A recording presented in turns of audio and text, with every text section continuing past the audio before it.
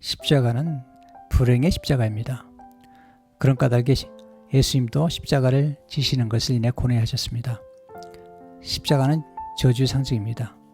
기록된 바 나무에 달린 자마다 저주 아래 있는 자라 하였습니다. 십자가는 멸시와 천대의 장소였습니다. 예수님은 바로 그 십자가에 매달려 죽임을 당하셨습니다. 십자가의 죽으심은 불행이었습니다. 하지만 예수님은 십자가의 불행 속에 담긴 부활의 영광을 보셨습니다. 결국 중요한 것은 시선입니다. 통찰입니다. 우리가 무엇인가를 보는 것보다 더 중요한 것은 보고 있는 것에서 무엇을 발견해내느냐에 있습니다. 불행이라는 사건 속에서 보석을 찾아내느냐가 중요합니다. 불행을 잘 극복한 사람들은 불행을 보는 눈이 다릅니다. 불행을 잘 극복한 사람들은 불행 속에 담긴 보석을 볼 줄 알았습니다. 짧은 시 한 편 소개하고 싶습니다. 신달자 시인의 불행이라는 시입니다. 불행, 신달자, 던지지 마라, 박살난다. 그것도 잘 주무르면 옥이 되리니. 우리는 불행이 찾아오면 던져버리고 싶습니다. 박살내고 싶습니다. 하지만 시인은 불행을 함부로 던지지 말라고 부탁합니다. 박살내지 말라고 고민합니다. 불행도 잘 주무르면 옥이 된다고 가르쳐 줍니다. 불행도 잘 주무르면 옥이 된다는 표현은 불행을 경험한 사람이 쓸 수 있는 시어입니다. 불행 속에서 담긴 옥을 볼 줄 아는 사람이 쓸 수 있는 시입니다.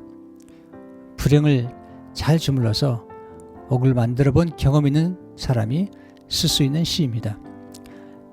예수님은 십자가의 불행을 마다하지 않으셨습니다. 내어던지지 않으셨습니다. 십자가라는 불행을 박살내지 않으셨습니다. 아름다운 삶은 불행이 없는 삶이 아닙니다. 불행을 이겨낸 삶입니다. 불행을 극복한 삶입니다. 불행을 행복으로 만들어낸 삶입니다. 세상은 불행을 맛보지 않은 사람을 부러워할 줄 모릅니다. 불행이 없다는 것은 삶의 굴곡이 없었다는 것입니다. 삶의 골짜기가 깊지 않았다는 것입니다. 불행이 없다는 것은 위기와 시련과 역경이 없었다는 것입니다.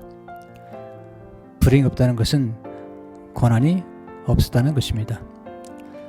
저도 불행을 좋아하는 사람은 아닙니다. 불행을 찬양하는 사람도 아닙니다. 저도 불행이 싫습니다.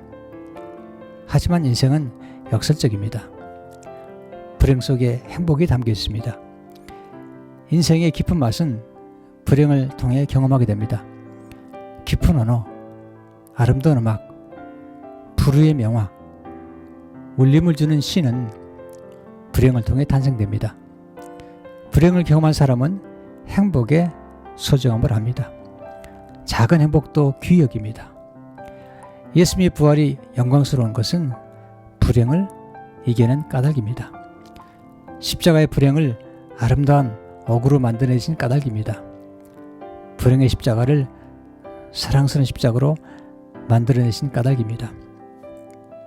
예수님의 십자가는 불행의 십자가였습니다. 하지만 예수님의 십자가 속에는 놀라운 보석들로 가득 차 있었습니다. 예수님의 십자가 속에는 부활, 천국, 영생, 사랑, 축복, 화목, 평화, 영생, 소망, 그리고 성스러운 행복과 같은 보석이 담겨 있었습니다. 만일 예수님이 십자가를 지시지 않으셨다면 우린 십자가 속에 담아두신 놀라운 축복을 누릴 수가 없었을 것입니다. 십자가 나무는 죽임을 당하는 나무였습니다. 그 나무가 예수님의 부활을 통해 생명나무가 되었습니다. 우린 십자가에 못 박히신 예수님을 통해 영원한 생명을 얻습니다. 십자가 나무는 저주를 받는 나무였습니다. 그 나무가 예수님의 부활을 통해 축복을 받는 나무가 되었습니다. 십자가 나무는 독을 바르는 나무였습니다. 그 나무가 예수님의 부활을 통해 향을 바르는 나무가 되었습니다. 십자가 나무는 소중한 것을 빼앗아가는 나무였습니다. 그 나무가 예수님의 부활을 통해 가장 좋은 것을 더해주는 나무가 되었습니다. 십자가 나무는 원수되게 만드는 나무였습니다. 그 나무가 예수님의 부활을 통해 화평케 하는 나무가 되었습니다. 우리는 십자가를 사랑합니다. 그 이유는 예수님이 우리를 사랑해서 십자가에서 죽으신 까닭입니다. 우리는 부활을 기뻐합니다. 그 이유는 예수님이 죽음을 죽이시고 다시 살아나신 까닭입니다. 십자가에서 죽으시고 부활하신 주님께 모든 영광을 올려드립니다.